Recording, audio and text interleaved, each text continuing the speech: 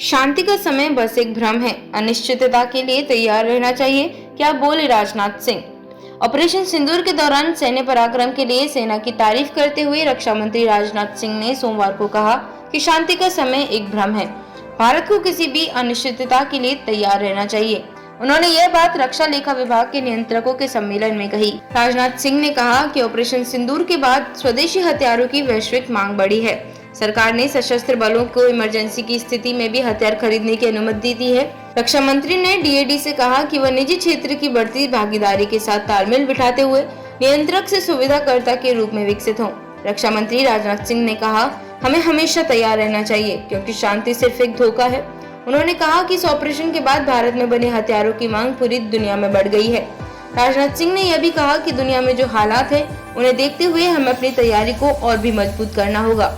अगर वित्तीय मामलों में थोड़ी भी देर होती है तो इसका सीधा असर हमारी सैन्य तैयारी पर पड़ सकता है। राजनाथ सिंह ने कहा कि आज पूरी दुनिया भारत के रक्षा क्षेत्र को सम्मान से देख रही है।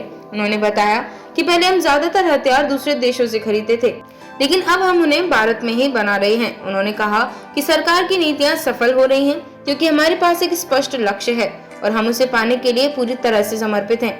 उन्होंने यह भी कहा कि अचानक कुछ भी हो सकता है, इसलिए हमें अपनी वित्तीय और सैन्य स्थिति को बदलने के लिए हमेशा तैयार रहना चाहिए। इस कार्यक्रम में chief of defence staff general Anil Chauhan, army chief general Upendra Dwivedi, navy chief admiral Dinesh K Tripathi, IAF chief air chief marshal Amarpreet Singh और रक्षा सचिव राजेश कुमार सिंह भी मौजूद थे।